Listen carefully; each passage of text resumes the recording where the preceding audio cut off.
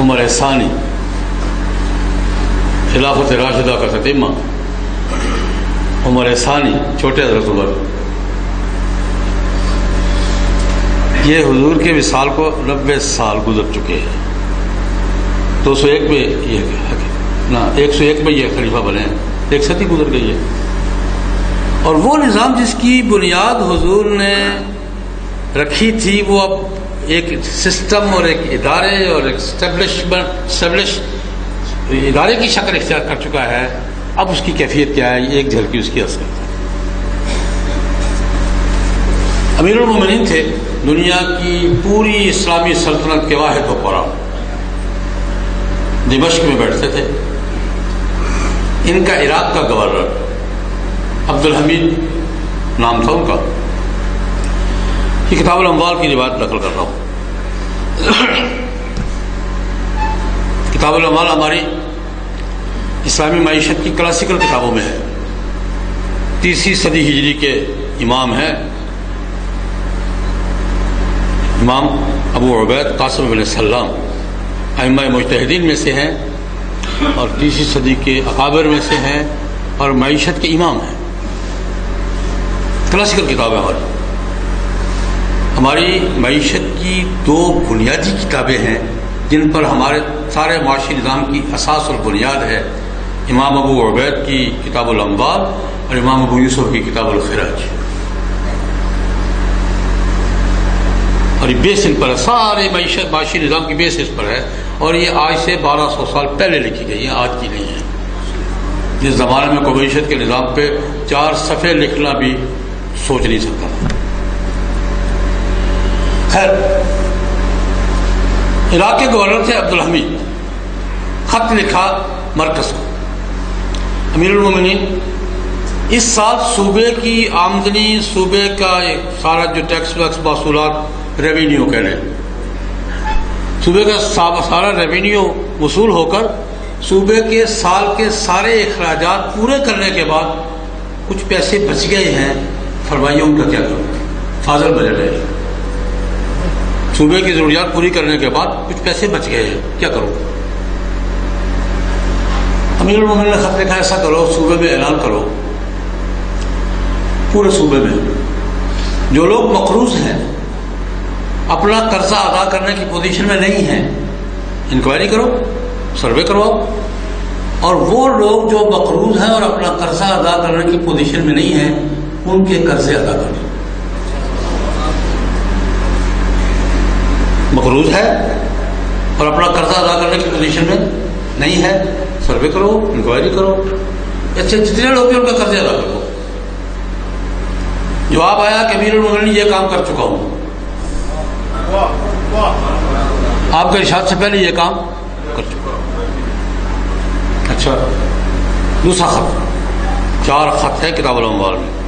دوسرا خط، ایسا کرو کہ سروے کرواؤ، جو لڑکے لڑکیاں شادی کے قابل ہیں اور خرچہ نہ ہونے کی وجہ سے شادیاں نہیں ہو رہی، ان کی شادیاں سرکاری خرچے سے کرواؤ، نفقہ شفقہ جو بھی ضروریات ہیں پوری کر دو، شادیاں کرواؤ۔ جواب آیا کہ یہ بھی کر چکا ہوں حضرت۔ تیسرا خط، یہ اعلان کرو کہ جن خاوندوں نے اپنی بیویوں کے مہر ابھی ادا نہیں کیے اور ادا کرنے کی پوزیشن میں نہیں ہیں، جن خاوندوں نے اپنی بیویوں کے مہر ابھی ادا نہیں کیے اور ادا کرنے کی پوزیشن میں نہیں ہیں، ہم تو ویسی پوزیشن میں نہیں ہوتے نا، ہم کبھی اس پوزیشن میں ہوئے ہیں؟ ہم نے 2-3 فیصلے کر رکھے ہیں، کلچرل فیصلے ہمارے۔ بیوی کو مہر نہیں دینا، بیٹی کو وراثت نہیں دینی، بہن کو حصہ نہیں دینا، نہیں دینا بھائی، کیوں جی غلط کہہ رہا ہوں؟ شاید ملتان کا ماحول کچھ اور، میرے ہمارے میں تو ایسے ہوتا ہے۔ بیوی کو مہر نہیں دینا ہم نے، بیٹی کو وراثت، بہن کو حصہ نہیں دینا، اور اگر کہیں حصہ دینا پڑ جائے تو کیا کہہ کے دیتے ہیں؟ اگر کہیں معاشرتی دباؤ یا کسی وجہ سے دینا پڑ جائے بہن کو حصہ، تو کیا کہہ کے دیتے ہیں؟ اگوں ماتھے لگنے، زندگی میں باقی زندگی تعلق رکھنا تم نے ہمارے ساتھ تو لے لو، نہیں رکھنا تو لے لو، رکھنا ہے تو پھر جاؤ۔ یہ دھمکی دے کر دیتے ہیں۔ تو جی غلط کہہ رہا ہوں میں؟ نہیں دیتے۔ خیر، حضرت عمر رضی اللہ تعالیٰ نے فرمایا کہ جن خامندوں نے اپنی بیویوں کے مہر ابھی تک ادا نہیں کی، اور یہ بھی سروے کر لیتا ہے، انکوائری کر لینا کہ ادا کرنے کی پوزیشن میں نہیں ہیں، ان کے مہر ادا کروا دو۔ جواب آیا کہ یا حضرت یہ بھی کر چکا، پیسے پھر بھی بچے ہوئے، کیا کروں؟ چوتھا خط، ایسا کرو زمینوں کا سروے کرواؤ، پلاٹنگ کرو، زرعی فارم بنواؤ، اور کسانوں کو زمینیں آباد کرنے کے لیے آسان قسطوں پر قرض دے۔ بیت المال سمجھ میں آ رہا ہے؟ ویلفیئر اسٹیٹ کی سمجھ میں آ رہی ہے؟ رفائی ریاست کا کوئی خاکہ، فَإِلَيَّ وَعَلَيَّ کا کوئی منظر ذہن میں آ رہا ہے کہ نہیں آ رہا ہے؟ فَإِلَيَّ دو لفظ ہیں، فَإِلَيَّ وَعَلَيَّ۔ یہ واقعہ ایک دفعہ میں نے، پرانی بات ہے، کراچی میں ایک جلسے میں اسی طرح کا جلسہ تھا، میں نے ذرا تفصیل سے بیان کیا۔ ایک نوجوان کھڑا ہو گیا، بڑا دلچسپ سوال کیا اس نے کہا مولوی صاحب یہ صوبے کا بجٹ تھا یا اٹلانٹک سی تھا؟ یہ کیا تھا؟ یہ سمندر تھا؟ صوبے کے بجٹ میں کتنے پیسے ہوتے ہیں؟ صوبے کا بجٹ ہی تھا نا۔ سوال اس کا یہ تھا مولوی صاحب یہ صوبے کا بجٹ تھا یا اٹلانٹک سی تھا؟ یہ سمندر تھا؟ یہ کتنے پیسے کدھر سے آ گئے؟ سوال آپ کے ذہن میں بھی آیا ہوگا، یار اتنے پیسے کدھر سے آ گئے؟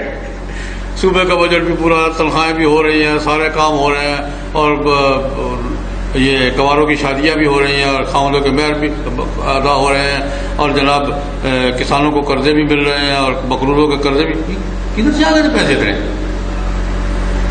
اس نے سوال کیا مولوی صاحب یہ صوبے کا بجٹ تھا یا اٹلانٹک سی تھا؟ یہ میں نے کہا بیٹا کتاب الاموال ہی کی ایک روایت اور عرض کر دیتا ہوں، یہ بات بھی سمجھ میں آ جائے گی، یہ بات بھی سمجھ میں آ جائے۔ یہی چھوٹے عمر ہیں، حضرت عمر بن عبدالعزیز رحمہ اللہ تعالیٰ امیر المومنین ہے، اپنے وقت کی آباد دنیا کے کم از کم 1/3 کے حکمران ہیں۔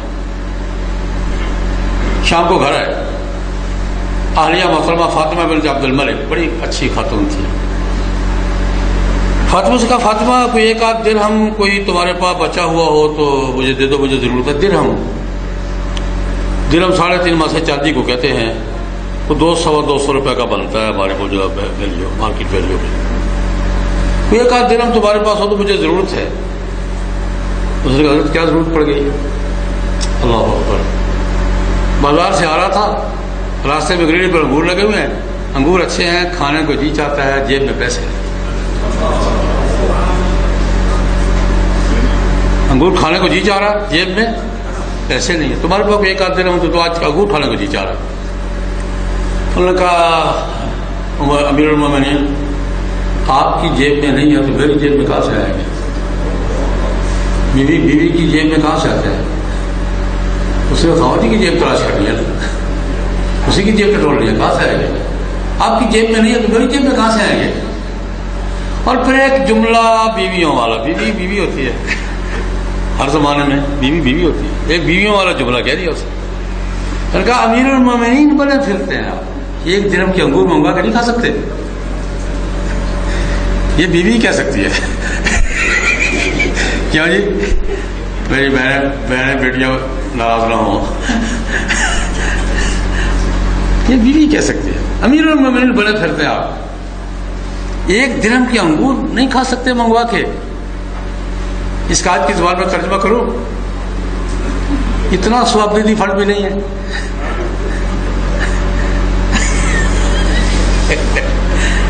امیر المومنین آپ کے ہاتھ میں اتنا سوابدیدی فنڈ بھی نہیں ہے، ایک درہم کے انگور منگوا کے کھا لیں۔ حضرت عمر بن عبدالعزیز نے جواب دیا فاطمہ جس درہم کی تم بات کر رہی ہو وہ درہم نہیں، آگ کا انگارہ ہے۔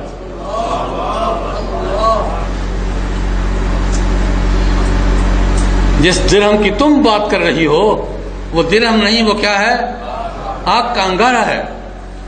میں نے کہا بیٹا جس ملک کا حکمران سرکاری خزانے کے درہم کو آگ کا انگارہ سمجھے گا اس کے بجٹ پہ پیسے ہی پیسے،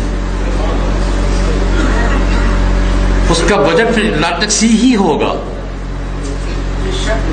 پھر صوبے کا بجٹ بھی پورا ہوگا، پھر کنواروں کی شادیاں بھی ہوں گی، پھر خامندوں کے مہر بھی ادا ہوں گے، پھر مقروضوں کے قرضے بھی ادا ہوں گے، پھر کسانوں کو پیسے بھی ملیں گے۔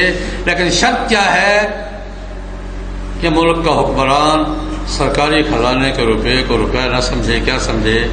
آگ کا انگارہ سمجھے۔